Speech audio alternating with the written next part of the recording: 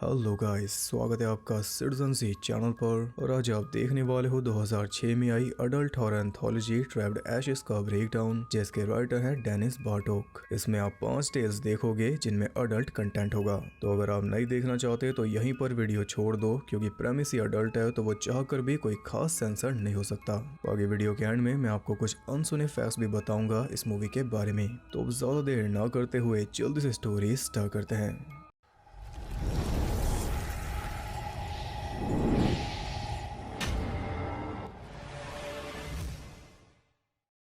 Movie start होती है एक हॉलीवुड मूवी स्टूडियो में, जो कि आजकल एकदम वीरान है। फिर भी यहाँ पर कुछ लोग घूमने आए हैं, जो कि हैं एंडी और फीबी, हेनरी और जूलिया, लियो और नेटली। खास बात यह है कि इन सबको यहाँ की टिकट्स फ्री में मिली हैं। अगर पैसे देकर आना होता तो इनमें से कोई भी ना आता। और ये जो रैप अराउंड स्टोरी है, इसे डायरेक्ट किया है ग्रेमलिन्स के डायरेक्टर जो डांटे ने। टूर गाइड उन्हें ले जाता है सबसे main attraction house of horror तक, जिसका सिक्योरिटी गार्ड है मैक्स। ये घर बनाया था डेसमंड हैकर नाम के डायरेक्टर ने अपनी मूवी हिस्टेरिया के लिए। और डेसमंड ने स्टूडियो को ढेर सारा पैसा कमा के दिया, लेकिन बाद में वो बदनाम हो गया। खबरें आती थी कि वो सेट पर सैटानिक रिचुअल्स करता था, इसलिए स्टूडियो ने सीधा उसे निकाल दिया और अचानक ही वो गायब हो गया। अब इस घर में जाना मना है, पर उन सबको जाना था और उन सब के वीआईपी टिकट्स थे, इसलिए गाइड उन्हें अंदर ले गया। वो घर अपने नाम को पूरी तरह जस्टिफाई कर रहा था। उसमें कई सारी भयानक चीजें थी और घर का डिजाइन भी अजीब था। इतना अजीब कि अब वो घर से बाहर नहीं निकल पा रहे। वो जिस भी दरवाजे में जाते घूमकर फिर से वहीं पर आ जाते। परेशान होकर उन्होंने गाइड को घेर लिया, लेकिन वो खुद भी परेशान था, क्योंकि ये हिस्टेरिया मूवी का प्लॉट है। उसमें सारे कैरेक्टर्स एक रूम में जमा होकर हॉरर स्टोरी सुनाते हैं। ये वही रूम है और सारे कैरेक्टर्स भी यहाँ पर जमा है, तो यानी कि इन सबको भी अपनी अपनी हॉरर स्टोरी सुनानी होगी, तब जाकर ये बाहर निकल पाएंगे। किसी ने जानबूझकर इन सब को अंदर कैद कर दिया। बस ये सुनते ही वो सब पैनिक करने लगे, लेकिन रास्ता फिर भी नहीं निकला। जूलिया पुलिस को फोन मिला रही थी, लेकिन हॉरर मूवीज के अंदर फोन्स में सिग्नल नहीं होते, ये उसे नहीं पता। जिस दरवाजे से ये अंदर आए थे, अब उसके पीछे बन चुकी थी एक दीवार और बाकी सारे दरवाजे भी यूजलेस थे। तब वो गाइड को धमकी देने लगे कि तुम हमें यहाँ पर क्यों लाए, लेकिन इसने तो मना किया था। यही वीआईपी बन रहे थे, तो अब लो वीआईपी ट्रीटमेंट। खैर कोई भी रास्ता नहीं दिख रहा था, इसलिए मजबूरन इन सब को कहानियां ही सुनानी होंगी, और वो भी ऐसी वैसी नहीं, बल्कि अपनी पर्सनल सच्ची घटना, यानी कि सबसे बुरी यादें। वही तो है असली हॉरर। सबसे पहले स्टार्ट करती है फीबी। इसकी स्टोरी का नाम है the girl with the golden breast, जिसके डायरेक्टर हैं Oscar winning movie women in love बनाने वाले डायरेक्टर केन रसल। तो फीबी एक एक्ट्रेस है, लेकिन एक्टिंग के रोल इसे इतनी आसानी से नहीं मिले। जहां पर भी ऑडिशन देने जाती थी, इसकी एक्टिंग देखे बिना ही इसे रिजेक्ट कर दिया जाता, जबकि बाकी लेडीज को सिर्फ उनकी बॉडी देखकर रख लेते। आखिर में ये धक्के खाकर थक चुकी थी। हालात इतने ज्यादा बिगड़ गए थे कि फीबी को अपनी बॉडी से नफरत हो गई। वो बस यही सोचती रहती कि आखिर कमी है क्या। आईब्रोज, आंखें, नाक, लिप्स, आखिर कौन सा पार्ट खराब है। पर लास्ट में वो समझ गई कि कमी उसके फेस में नहीं थी। तब वो सीधा पहुंची प्लास्टिक सर्जन डॉक्टर लैरी के पास ब्रेस्ट इम्प्लांट्स करवाने। इतनी ज्यादा डेस्परेट वो हो चुकी थी। डॉक्टर उसे समझाता है कि सिलिकॉन और जेल वगैरह बेकार है, जिसके एग्जांपल्स भी वो दे रहा था, साइड इफेक्ट्स बताकर नहीं दिखाकर। ये सब देखकर फीबी और ज्यादा घबरा गई, क्योंकि बॉडी से छेड़छाड़ कोई मजाक तो है नहीं। तब डॉक्टर कहता है कि घबराओ मत, हम ये सब किसी की बॉडी में नहीं डालते, क्योंकि ये यूज करते हैं असली ह्यूमन टिश्यूज। यानी कि जब कोई लड़की एक्सीडेंट में मर जाती है, तो ये उसकी डेड बॉडीज में से टिश्यू निकाल कर इम्प्लांट्स बनाते हैं। इनकी भाषा में टिश्यूज को रिसाइकल करते हैं। उसके मुताबिक ये नेचुरल है, इसलिए कोई साइड इफेक्ट भी नहीं होता। बस ये सुनकर फीबी मान गई। उसने ये भी नहीं सोचा कि ये नेचुरल कैसे हो सकता है। खैर डॉक्टर ने मस्त सिगार फूकते हुए उसकी सर्जरी कर दी, और इसके बाद तो उसकी दुनिया पूरी तरह बदल गई। नया कॉन्फिडेंस, नए मौके और नई हैप्पीनेस। अब उसे काम मिल रहा था, वो भी बिना उसकी एक्टिंग देखे। और एक दिन जब वो शावर ले रही थी, तो अचानक उसकी उंगली पर एक कट लग गया। तब तो उसने ज्यादा नहीं सोचा, लेकिन बाद में जब वो एक इंटीमेट सीन दे रही थी, तब उसके को एक्टर जैक की बॉडी पर भी बाइट मार्क आ गया, पर उसने तो नहीं काटा। फिर रात में भी उन दोनों का रोमांस चला, जिसके बाद वो सो गए। पर सुबह उठकर जैक ने देखा कि उसकी कमर पर दो बाइट मार्क थे, जिसकी वजह वो समझ रहे थे खटमल, पर असली वजह है फीबी के नेचुरल इम्प्लांट्स, या फिर कहूँ कि वैम्पायर ब्रेस्ट, क्योंकि वो जिंदा हैं और जिंदा रहने के लिए उन्हें चाहिए खून, वो भी इंसान का। अगली बार जब वो दोनों पास आए तो उन पिशाचों ने जैक की जीप को हिजक कर लिया। तब बड़ी मुश्किल से अपनी जीप काट कर वो फ्री हुआ, पर अब ये दोबारा तो फीबी से नहीं मिलेगा।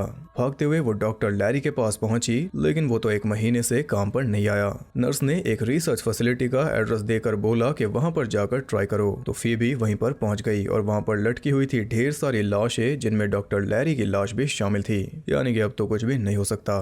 डर के मारे वो भाग रही थी, पर तभी टीवी के जरिए उससे बात करते हैं 3 doctors, doctor Judith, doctor Charlotte और डॉक्टर लूसी, जो कि है स्टेल के डायरेक्टर कैन रसल। वो फीबी को बताते हैं कि डॉक्टर ने अपने ऊपर सर्जरी करने की कोशिश की थी, इसलिए वो मर गया। पर ऐसी क्या खास बात है जो डॉक्टर भी अपनी सर्जरी कर रहा था? वो खास बात यह है कि ये इम्प्लांट्स जिसकी भी बॉडी में जाते हैं वो कभी बूढ़ा नहीं होता और ये परमानेंट है। एक बार हो गया तो कभी छुटकारा नहीं मिलेगा। ये बात वो तीनों एक्सपीरियंस से बता रहे थे, क्योंकि इन्होंने इसकी खोज की और अपने अंदर भी फिट कर लिए। पर ये जवान तो नहीं हो सकते, क्योंकि इन्होंने सर्जरी करवाई बुढ़ापे में। तो फीबी हमेशा के लिए इनके साथ फंस चुकी। ये थी इसकी कहानी, जिसके बारे में एंडी को भी आज ही पता चला।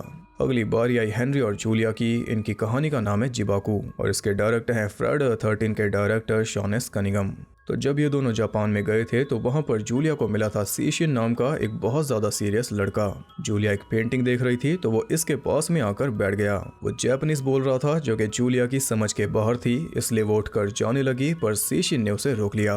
वो बताता है कि इस पेंटिंग का नाम है जिगोकू, जिसका मतलब होता है नर्क। उस पेंटिंग में एक मॉन्स्टर एक लड़की को जबरदस्ती खींचकर नर्क में ले जा रहा था। जूलिया उस पिक्चर में खो गई और इतने में सीशियन भी खो गया। अगले दिन वो एक सेमेट्री पार्क में घूमने जाते हैं तो वहां पर लूसी को सेम वैसी ही केव मिलती है जैसी उस पेंटिंग में थी, और अंदर से कोई जूलिया को पुकार रहा था। उसे अवॉइड करके वो आगे बढ़ी तो सामने ही उसे मिल गया फांसी पर लटका हुआ एक आदमी, जो कि था सेशन। उन्होंने पुलिस को बताया तो वो आकर बॉडी को ले गए, पर जूलिया के दिमाग में अब भी वही सब घूम रहा था। रात को जब वो दोनों सो रहे थे तो अचानक सेशन जूलिया के पास पहुंच गया। हेनरी बगल में ही था, फिर भी वो दोनों अपने कार्यक्रम में लग गए। हेनरी की आंख खुली तो उसने मुड़कर देखा, पर जूलिया तो सो रही थी।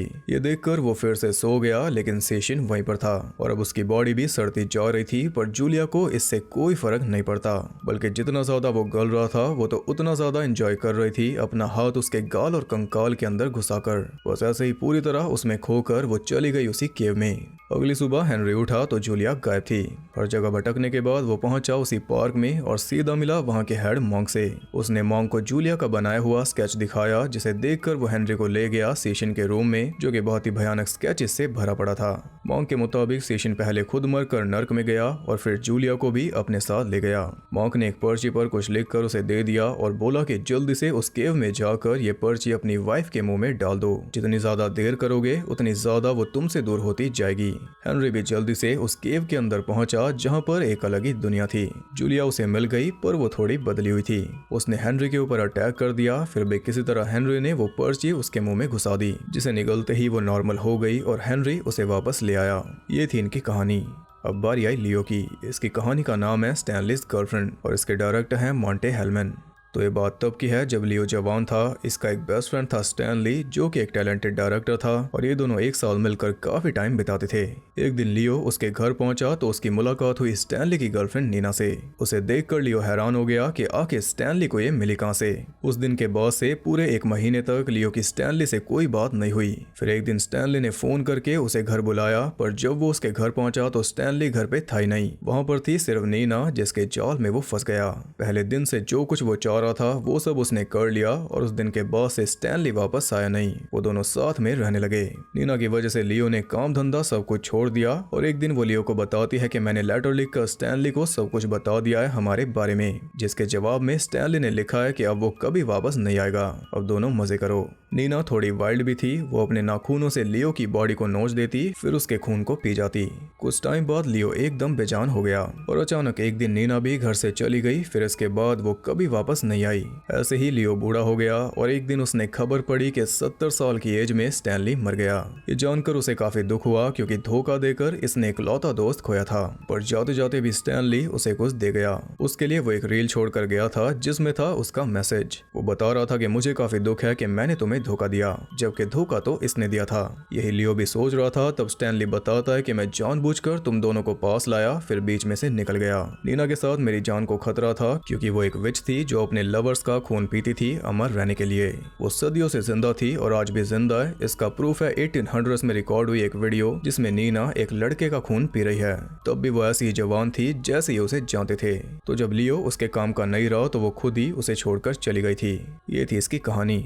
अब आखिर में बारी आती है नेटली की। इसकी कहानी का नाम है माय ट्विन द वर्म, जिसके डायरेक्टर हैं जॉन गेटा।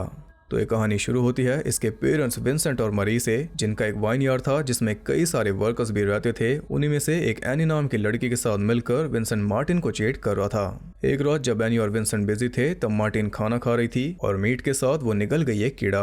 बाद में उसे पता चला कि वो प्रेग्नेंट है, लेकिन साथ ही उसके अंदर एक कीड़ा भी है। डॉक्टर कहता है कि अगर हमने कीड़े को मारने के लिए तुम्हें दवाइयां दी तो फिर बच्चा भी मरेगा, जो कि वो नहीं चाहते। इसका एक ही सोल्यूशन है कि इसे बच्चे और कीड़े दोनों को एक साथ अपने अंदर पालना होगा। तो यहाँ से शुरू हुई नेटली की जर्नी उस कीड़े के साथ। दोनों एक साथ पल रहे थे और खाने के लिए दोनों मार्टिन के ऊपर ही निर्भर थे।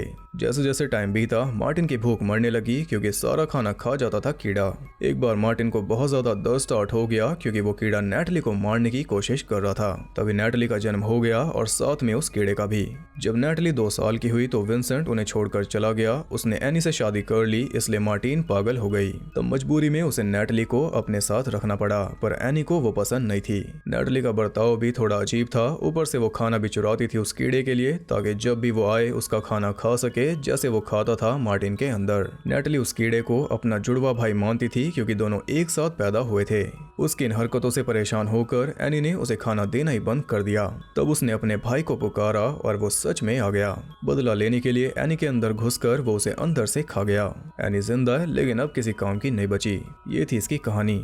अब चारों कहानियां खत्म हो चुकी हैं, इसलिए टाइम है इस मेन कहानी को खत्म करने का। गाइड रिवील करता है कि वही है डेसमंड हैकर, और वो इस बात से हैरान था कि इन सब की कहानियों में यही बेचारे थे, जबकि ऐसा है नहीं। इन सब ने मेन बातें तो बताई नहीं, जैसे कि खुद को जवान रखने के लिए फीबी ने लड़कों को फंसाकर मारना स्टार्ट कर दिया था, जिनका खून वो अपनी ब्रेस्ट को पिलाती थी, और एंडी भी उन्हीं में से एक था। ऐसे हेनरी जूलिया को वापस तो ले आया था, लेकिन बाद में वो खुद जूलिया का शिकार बन गया था। ऐसे ही सच जानने के बाद लियो ने अपनी जान ले ली थी और नेटली ने अपने बाप और एनी को जहर देकर मार दिया था, जिस वजह से इसे फांसी की सजा हुई। यानी कि ये सब मर चुके हैं और यहाँ से घर के बजाय ये सीधा जाएंगे नर्क में। उन्हें मंजिल तक पहुंचाकर डेसमंड चल दिया अगले मुसाफिरों को लेने, और इसी के साथ ये मूवी हो गई खत्म। तो ऐसी एंडिंग हमने देखी थी Tales from the Crypt movie में। ये भी कुछ वैसा ही कॉन्सेप्ट था, बस इसका जो प्रेमिस था वो अडल्ट था। हर एक स्टोरी के अंदर अडल्ट थीम था, जो कि बुरा नहीं बल्कि बहुत सही था।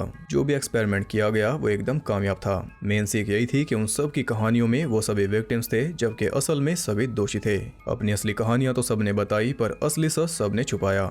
आई होप ये नया प्रेमिस आपने एंजॉय किया। अब बात करते हैं इंटरेस्टिंग फैक्ट्स के बारे में। फीबी वाली टेल को डायरेक्ट करने के लिए कंसिडर किया गया था टोबी हूपर को, और नेटली वाली टेल के लिए कंसिडर किया गया था डारियो एजेंटो को। दोनों हॉरर के मास्टर हैं। कर्टिस हैरिंगटन को भी कंसिडर किया गया था, और रैप अराउंड स्टोरी असल में उन्हीं के घर में हो रही पार्टी में बेस्ड होती।